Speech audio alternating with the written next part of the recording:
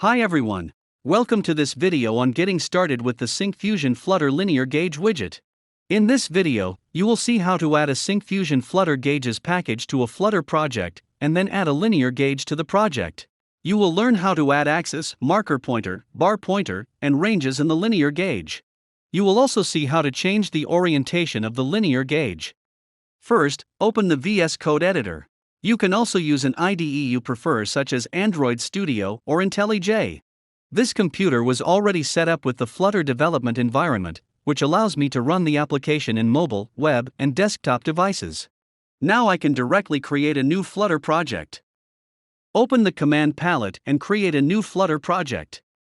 Choose a folder to create the project in. Name the project My Flutter App. VS Code creates the Flutter project for you. Run this application in the Android simulator. You can also use the terminal to run the project. You can see the application with a button widget at the bottom and a text widget at the center. When you click the button, the click count is updated in the text widget. Now, let me show you how to add the Gauges package in this app and create a linear gauge widget, replacing the text and button widgets. To do so, first, import the Syncfusion Flutter Gauges package from the pub.dev website. Open the pub spec YAML file, declare the dependency Syncfusion_Flutter_Gauges using the latest version. When you save the file, VS Code runs the command flutter pub get to download the package. The download is completed now. Next, open the main.dart file. Import the gauges.dart package so that you can use gauge-related classes in this file. Let's write the linear gauge-related code within the myHomepage state class. Remove the code in the myHomepage state class for better clarity. Override the build method, and within the build method, return a safe area widget to render the linear gauge within the usable area. To its child, set a scaffold widget so that you can assign the material design to your application. For alignment purposes, add the center widget. To the center widget's child, add a container widget for alignment purpose. Set padding for the container with a value. To its child, set the SF linear gauge widget. Save the file. Hot reload injects the new version of this file into the application in the Android emulator. You can see the linear gauge with its default axis from range 0 to 100. Now, let's change the axis maximum value from 100 to 50. In the SF linear gauge, set the minimum value as 0 and maximum value as 50. Save the file. You can see the axis range starts from 0 and ends with 50. Let me add a pointer to this linear gauge. The linear gauge supports two types of pointer, marker and bar. The marker pointers are of two types, shape pointer and widget pointer. The shape pointer will have a default set of pre-built icons to point a value in an axis track, while the widget pointer facilitates using any Flutter widget to point a value in an axis track. I will show you how to set a marker pointer with a shape pointer to this linear gauge. In the SF linear gauge, add the marker pointers collection property and set a linear shape pointer with a value of 30. Save the file. You can see the shape pointer in the linear gauge at point 30. Next, let me show you how to set the widget pointer to the linear gauge.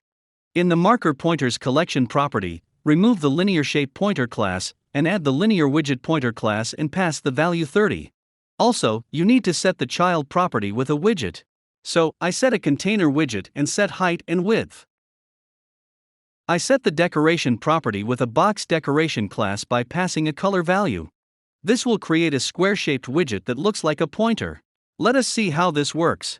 Save the file. You can see the widget pointer in blue color at point 30.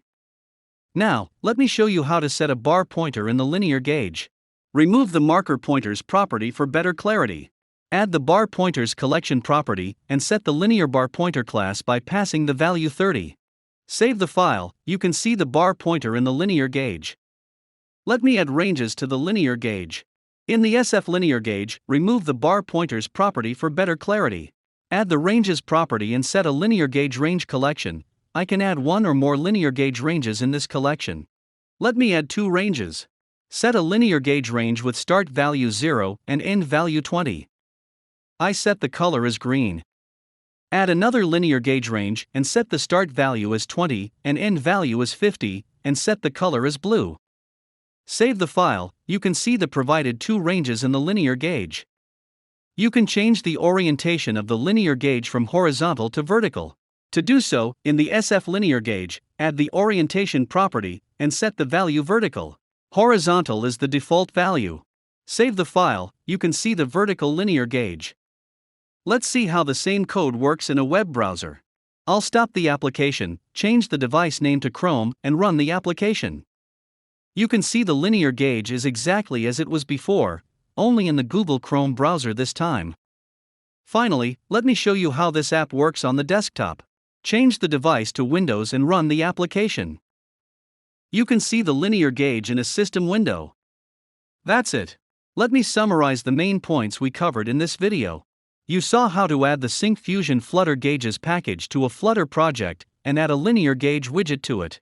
You learned how to add axes, pointers, and ranges in the linear gauge.